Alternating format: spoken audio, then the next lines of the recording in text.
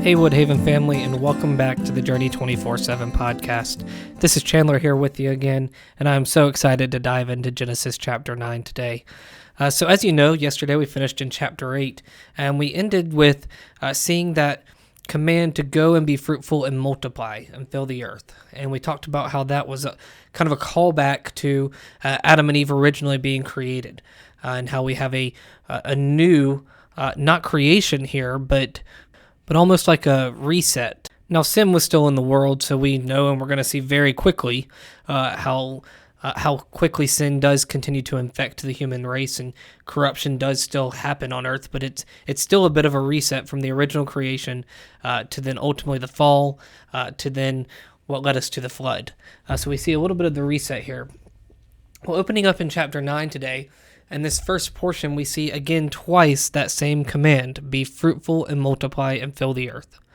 So it's God showing Noah and his sons the importance of being fruitful and multiplying. I mean, at this point, all of humanity is going to come from them. So this was really important, and it was a command from God to Noah and his family.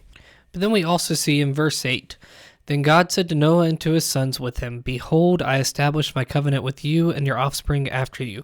So he's saying, go and be fruitful and multiply, and then he also follows that up immediately with, I am establishing this covenant with you and your offspring after you, and with every living creature that is with you.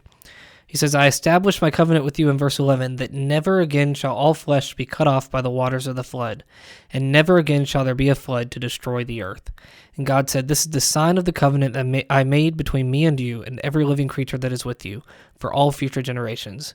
I have set my bow in the cloud, and it shall be a sign of the covenant between me and the earth.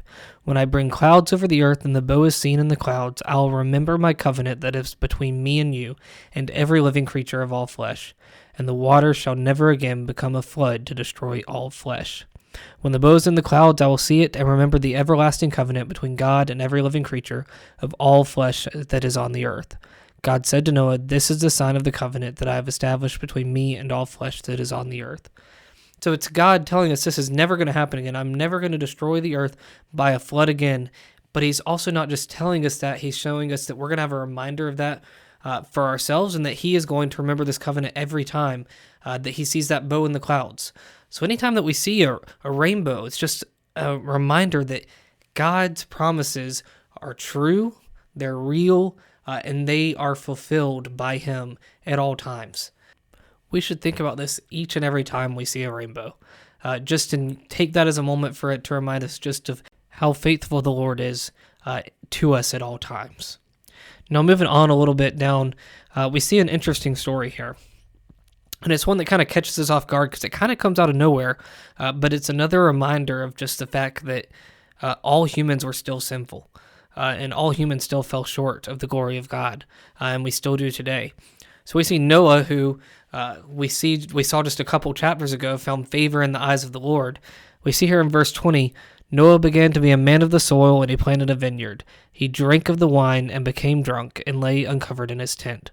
So we see Noah here, who's somebody that seems above reproach. We know he was set apart, yet we still see him fall into sin. He drank of the wine and became drunk and lay uncovered in his tent. None were perfect until Christ came. All of these heroes of the Old Testament were men that lived for God and they lived after him, but they still had their shortcomings. And we see one from Noah here. Then it says, And Ham, the father of Canaan, saw the nakedness of his father and told his two brothers outside. Now, it's important to realize that it's not like he just told his brothers out of concern. No, he told his brothers because he wanted to mock his father. He wanted to embarrass him. He wanted to bring shame upon him. So it was more so like when you go and tell something about somebody that did something really embarrassing, and you go and you want to go tell everybody about it just to make fun of them. It's not out of a place of love. It's out of a place of humiliation. Now, we know there are times where we can pick on each other and it is fun, but this is not one of those times. This is a time where he's really wanting to humiliate his father. But if we look, Shem and Japheth, they took a garment, laid it on both their shoulders, and walked backward and covered the nakedness of their father. So they actually had the opposite reaction. They didn't want to humiliate him. They wanted to make it where they didn't even see him so that he wouldn't be humiliated, and cover him to protect him. This is an important show of their love and care for their father. So when Noah awoke, he realized what his youngest son had done to him. And he says, "Cursed be Canaan." Remember, Canaan was the son of Ham. He says, "A servant of servants shall he be to his brothers." He also said, "Blessed be the Lord, the God of Shem, and let Canaan be his servant. May God enlarge Japheth, and let him dwell in the tents of Shem, and let Canaan be his servant." After the flood, Noah lived 350 years. All the days of Noah were 950 years, and he died.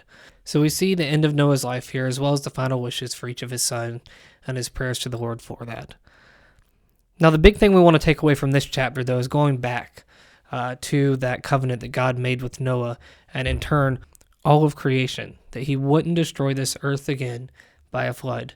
And remember that he is faithful to that promise, and he is faithful in all ways to us. I hope you all have a great rest of your day, and rest in the promises of the Lord. We'll see you tomorrow.